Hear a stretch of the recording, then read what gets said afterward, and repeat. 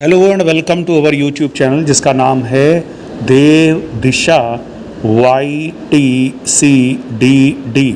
दोस्तों स्वागत है आपका हमारे इस यूट्यूब चैनल पर जिसका नाम है देव दिशा YTCDD। दोस्तों आज का जो वीडियो है वो भारतीय संविधान से है और ये जो वीडियो है ये सभी प्रतियोगी परीक्षाओं के लिए उपयोगी रहने वाला है।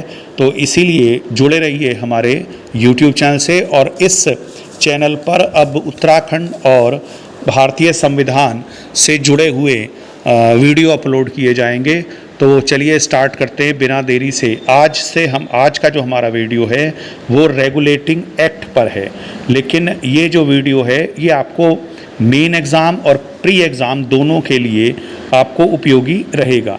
तो सबसे पहले हम स्टार्ट करते हैं भारतीय संविधान के संवैधानिक विकास के स्टार्टिंग से। तो भारतीय संविधान आप जानते ही हैं, भारत का जो आज़ादी मिली थी वो 15 अगस्त 1947 को मिली थी और भारत में जो ब्रिटिश शासन स्थापित हुआ था वो प्लासी के युद्ध के बाद जो 1757 में हुआ था, उसके बाद से ये जो ब्रिटिश शासन स्थापित हुआ भारत में, तो वहाँ से हमारा एक तरह से संवैधानिक विकास या आधुनिकता का दौर प्रारंभ होता है। तो यहाँ से ही हम स्टार्ट करेंगे। और सबसे पहले जो भारतीय संविधान है या कोई भी संविधान होता है उसकी एक परिभाषा होती है। कोई भी आपका विषय होता है, कोई भी आपका कोई एक टॉपिक होता है, उसकी एक परिभाषा होती है। तो परिभाषा आपका है संविधान की क्या परिभाषा है। तो जो डॉक्टर BR अम्बेडकर थे उनके अनुसार संविधान एक मौलिक दस्तावेज है जो राज्य के 3 अंगों विधायिका, कार्यपालिका और न्यायपालिका, जो हमारा शासन प्रणाली होती है उसके 3 अंग होते हैं। सबसे पहले विधायिका वो होती है जो जनता द्वारा चुनी जाती है, जैसे भारतीय संसद या आपका विधान मंडल जो हुए राज्यों के, वो विधायिका हो गई। उसके बाद इनमें से एग्जीक्यूटिव चुने जाएंगे यानी कार्यपालिका चुनी जाएगी, यानी प्रधानमंत्री और जो विधानसभा के सदस्य हों उनमें से, और प्रधानमंत्री जो चुना जाएगा वो संसद के सदस्यों में से, और विधानसभा के सदस्यों में से ही मुख्यमंत्री और मंत्री चुने जाएंगे। ये कार्य करेंगे, इसीलिए इनको कार्यपालिका कहते हैं। तीसरा अंग जो होता है जो नज़र रखता है पूरे देश के सिस्टम पर, या आपका इन दोनों के द्वारा पारित जो संविधान के संशोधन होते हैं, जो विधेयक होते हैं, उनको देखता है या पूरे देशवासियों को न्याय देता है, वो होता है न्यायपालिका। तो 3 अंग संविधान ने बताए हैं शासन के या राज्य के, विधायिका, कार्यपालिका और न्यायपालिका। इन तीनों की स्थिति एवं शक्तियों का स्पष्ट करता है। तो शक्तियों को स्पष्ट करता है। यह राज्यों के अंगों का सृजन नहीं करता, यानी ये बनाता नहीं है, बल्कि ये तीनों अंगों को बनाता नहीं है संविधान, बल्कि उनकी अथॉरिटी को परिसीमित करते हुए उन्हें निरंकुश व तानाशाह होने से रोकता है। यानी संसद अगर कुछ गलत विधेयक ले जाएगी तो न्यायपालिका उसे रद्द कर देगी। तो इस तरह से यहाँ एक दूसरे के ऊपर नियंत्रण रहता है तीनों शासन के अंगों का, राज्य के अंगों का, और ये तीनों अंग कोऑर्डिनेशन में भी काम करते हैं और एक दूसरे को निरंकुश और तानाशाह होने से रोकते हैं। और ये अपनी शक्तियाँ कहाँ से प्राप्त करते हैं, ये तीनों अंग अपने प्राधिकार यानी अथॉरिटी कहाँ से प्राप्त करते हैं, ये कार्यपालिका, न्यायपालिका और विधायिका, ये तीनों ही अपनी शक्तियाँ और अपनी जो उनके अधिकारों की सीमाएं हैं, इन दोनों चीज़ों का वर्णन ही संविधान में होता है। तो संविधान एक तरह से जो हुआ वो हुआ वह दस्तावेज जो कि संविधान क्या हुआ, संविधान एक दस्तावेज हुआ, एक डॉक्यूमेंट हुआ जो कि शासन के या राज्य के तीनों अंगों का, विधायिका, कार्यपालिका और न्यायपालिका, इन तीनों अंगों के जो कार्य हैं उनको बताता है और साथ साथ में उनकी क्या सीमाएं हैं कितने लेवल तक कार्यपालिका काम करेगी और कितने लेवल तक न्यायपालिका काम करेगी, ये बताने का काम किसका होता है? संविधान का होता है। तो संविधान में कार्यपालिका, न्यायपालिका और विधायिका की कार्यों और सीमाओं का वर्णन होता है। तो न्याय जो संविधान हो गया एक दस्तावेज हो गया जो कि इन तीनों अंगों की कार्यों और सीमाओं का वर्णन करता है। तो आगे बढ़ते हैं। तो भारत में अगर संवैधानिक विकास देखेंगे तो भारत में संवैधानिक विकास को हम बांट सकते हैं दो भागों में। एक तो वो संवैधानिक विकास जब आपका ईस्ट इंडिया कंपनी हमारे पर राज करती थी, और दूसरा तब जब आपका हम क्राउन के नियंत्रण में सीधा आ गए थे। यानी भारत पर शासन ईस्ट इंडिया कंपनी का था कब तक? जब तक 1857 का विद्रोह नहीं हुआ था। 1858 के बाद 1947 तक हम सीधा किसके अधीन आ गए? ब्रिटिश क्राउन के। यानी आपका हमारे जो भाग्य विधाता बन गई वो वहाँ की महारानी बन गई, और वहाँ की संसद सीधा तौर पर हमारे लिए कानून बनाने लगी। इससे पहले ईस्ट इंडिया कंपनी को नियंत्रित करने के लिए बहुत सारे कानून ब्रिटिश संसद ने बनाए, तो वो अलग हम पढ़ते हैं। यानी 1757 से लेकर 1857 तक जो ईस्ट इंडिया कंपनी का राज हम पर रहा, उसमें भी सबसे पहला जो विधान आया था वो रेगुलेटिंग एक्ट आया था। तो इसीलिए कंपनी एक्ट जो आए वो 1753 से लेकर आखिर का जो है आया 1813 का चार्टर एक्ट है। अब हम स्टार्ट करते हैं। तो यहाँ पर हम देखते हैं, सबसे पहले थोड़ा कंपनी के बारे में जान लेते हैं। जो कंपनी थी यानी ईस्ट इंडिया कंपनी थी वो आपका 1600 ईस्वी में गठित की गई थी, यानी 31 दिसंबर 1600 को। और ईस्ट इंडिया कंपनी की स्थापना हुई थी 31 दिसंबर 1600 को। 31 दिसंबर 1600 को ईस्ट इंडिया कंपनी की स्थापना हुई। अब ये ईस्ट इंडिया कंपनी की स्थापना इसलिए की गई थी ताकि ईस्ट इंडिया कंपनी व्यापार कर सके, और ये चार्टर एक्ट जो आया था 1600 का, उसके तहत महारानी एलिजाबेथ द्वारा इस कंपनी की स्थापना की गई थी। और ईस्ट इंडिया कंपनी की स्थापना का उद्देश्य था पूर्व के देशों का विकास, पूर्व के देशों के साथ व्यापार। विकास का तो क्या मतलब उनका, और 15 वर्षों के लिए ये उनको चार्टर शुरू में दिया गया था। भारत ने अपनी जो कंपनी थी उसने जो कार्य किया था वो सूरत से प्रारंभ किया था, और सूरत से ही कंपनी ने अपना व्यापार शुरू किया था। और कंपनी को व्यापार करने के लिए जो अनुमति दी थी वो महारानी एलिजाबेथ ने दी थी। तो इस तरह से महारानी एलिजाबेथ द्वारा 31 दिसंबर 1600 को ईस्ट इंडिया कंपनी को टुवार्ड ईस्ट, यानी ईस्ट की तरफ जिसमें भारत, इंडोनेशिया, इन सब देशों के साथ व्यापार करने के लिए एक व्यापार पत्र दिया गया था। और प्रारंभ में कंपनी का उद्देश्य व्यापार ही था।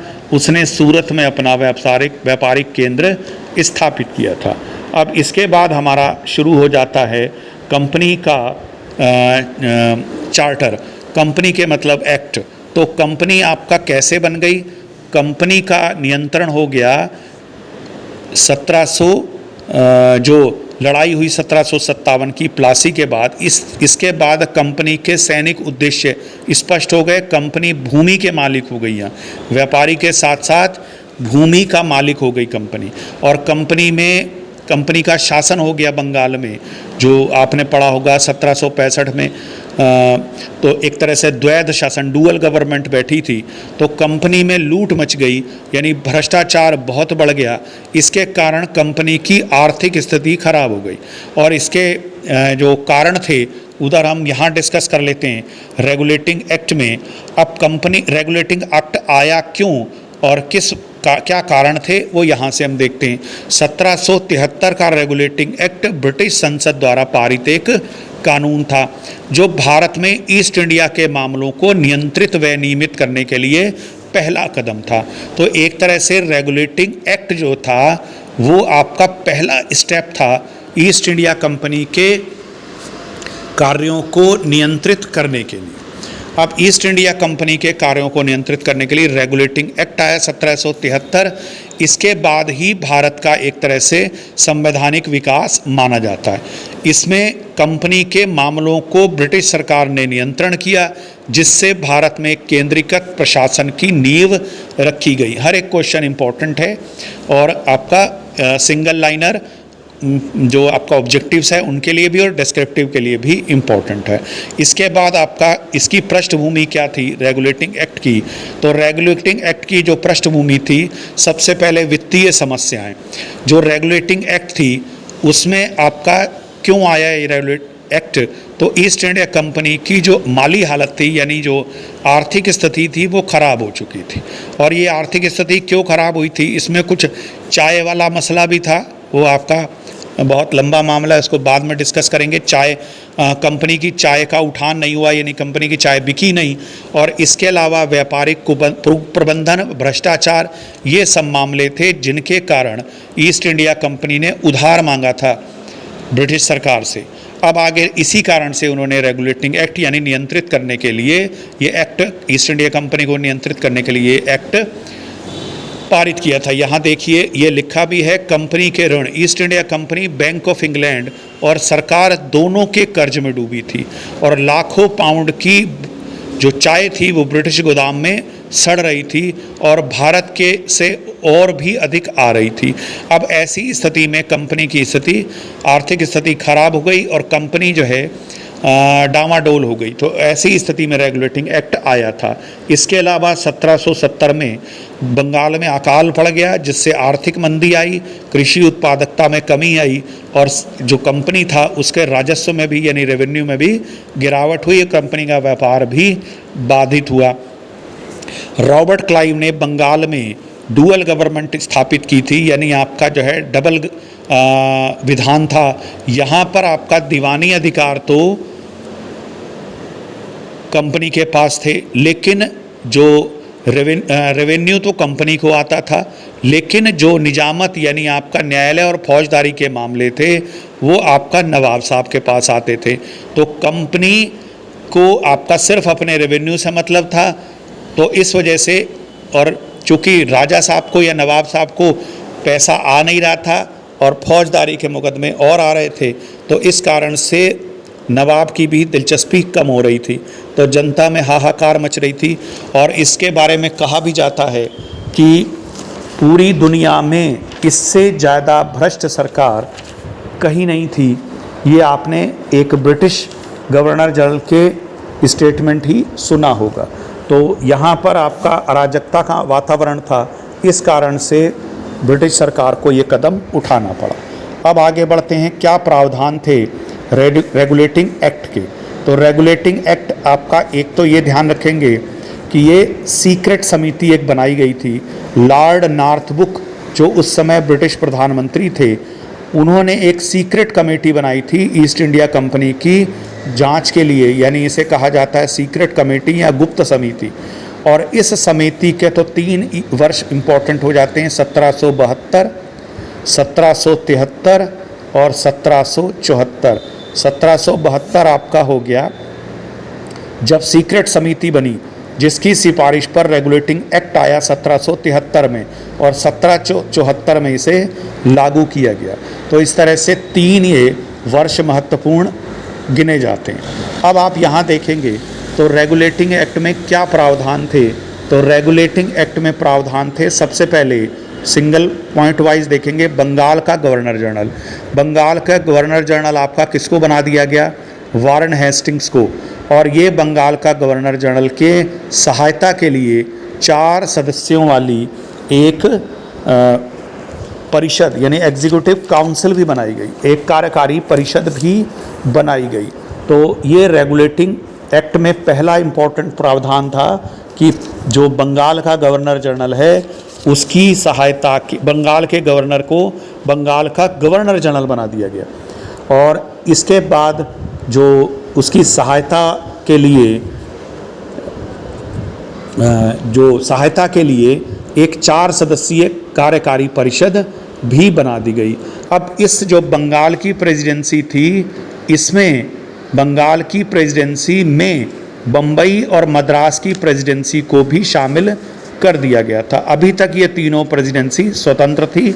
1726 में एक एक्ट आया था जिसके तहत इनके ऊपर ये तीनों अपने अपनी विधि बना सकती थी, लेकिन अब आपका क्या कर दिया गया, अब आपका गवर्नर जनरल बना दिया गया एक ही, और ये गवर्नर जनरल तीनों प्रेसिडेंसियों का एक तरह से मालिक हो गया और तीनों प्रेसिडेंसियों पर नियंत्रण करने लगा। अब आप देखेंगे तो इसकी सहायता और सलाह के लिए 4 सदस्य की एक एग्जीक्यूटिव काउंसिल बनाई गई। अब ये 4 सदस्य कौन थे, ये भी आपसे पूछा जा सकता है।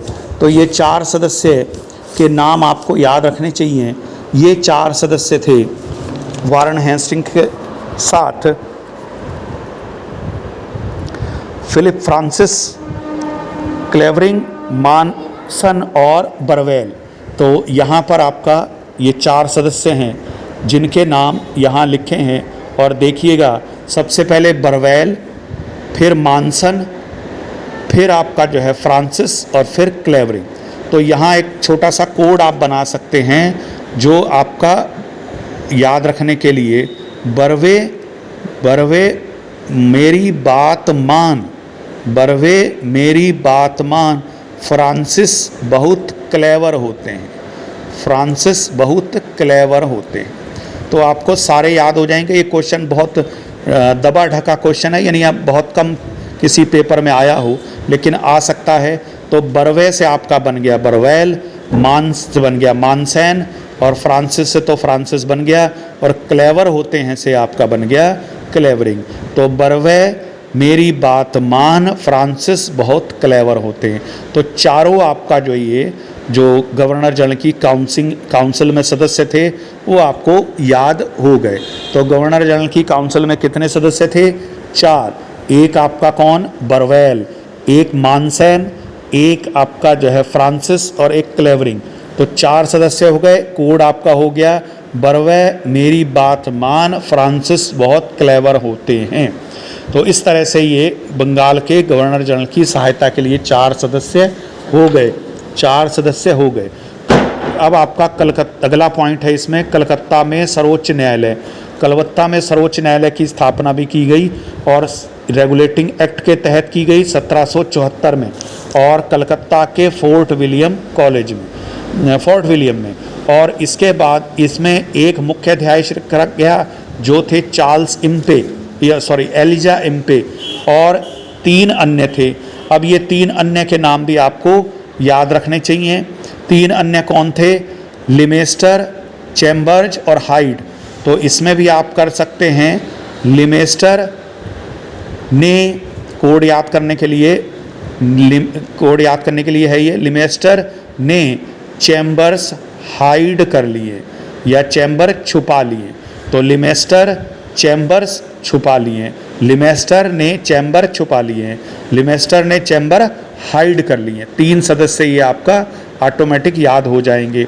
अब ये जो आने वाले थे ये इंग्लैंड से आने वाले थे, और इन पर दीवानी और फौजदारी क्षेत्राधिकार था, केवल ब्रिटिश नागरिकों पर, भारतीय मूल निवासियों पर नहीं था।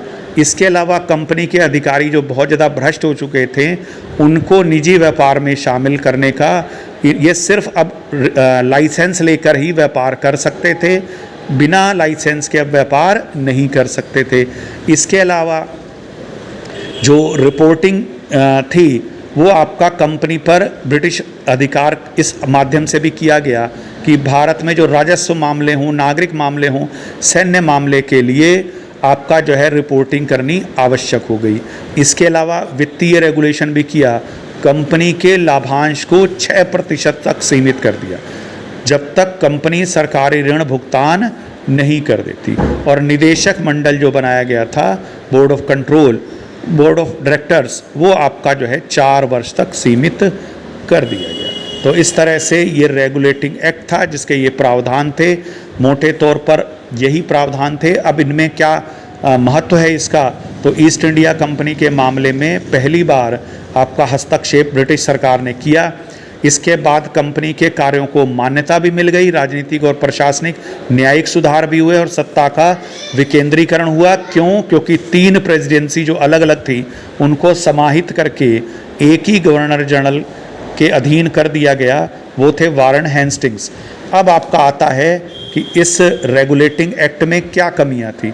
तो रेगुलेटिंग एक्ट में कोई भी प्रावधान होता है उसमें कमियां जरूर रह जाती हैं।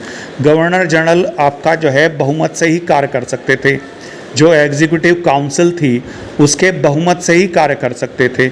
अगर बहुमत ने निर्णय को अस्वीकार कर दिया तो कोई भी जो गवर्नर जनरल था उसका निर्णय अस्वीकार हो जाता था।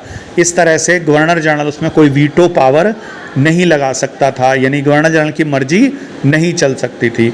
इसके बाद सर्वोच्च न्यायालय के जो गठित किया गया था फोर्ट विलियम में, उसके क्षेत्राधिकार भी सीमित थे।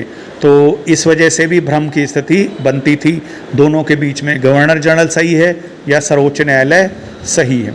इसके बाद भारतीय हितों की उपेक्षा, भारतीय हित इसमें नहीं देखे गए तो भारतीय समस्याएं अनसुलझी ही रह गई। कमज़ोर क्षेत्रीय प्रशासन, तो आपका जो है जो रीजनल जो प्रेसिडेंसियाँ थी, यानी आपका बॉम्बे और मद्रास, इनके अधिकार चीन के बंगाल प्रेसिडेंसी को दे दिए गए या आपका गवर्नर जनरल को दे दिए गए, बंगाल के गवर्नर जनरल को, जिससे कि आपका एक विकेंद्रीकरण की जो भावना होती है या क्षेत्रीयता में एक क्षेत्र विशेष के अनुसार निर्णय लिए जाने चाहिए, वो उसमें कमी आ गई। तो क्षेत्रीय प्रशासन जो हुआ, ये क्षेत्रीय शासन जो हुआ वो कमज़ोर हो गया। उस दौर में आपको मुंह देखना पड़ रहा है बम्बई वाले को बंगाल का, तो या वहाँ से आपका जो है आदेश निर्गत कराने पड़ रहे हैं। तो इस तरह से क्षेत्रीय प्रशासन या कमी आई और प्रशासनिक अक्षमता और भ्रष्टाचार को बढ़ावा मिला।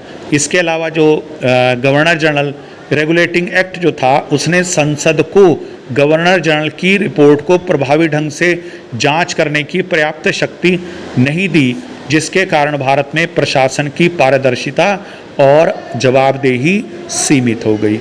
तो ये आपका रेगुलेटिंग एक्ट था जिसका हमने आज डिस्कस किया। बहुत सारे क्वेश्चंस आपको बताए और ये क्वेश्चंस परीक्षा के लिए इम्पॉर्टेंट होते हैं।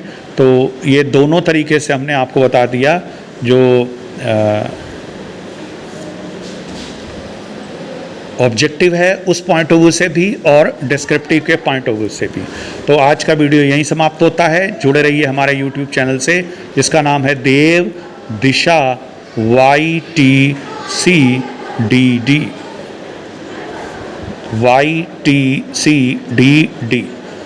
धन्यवाद।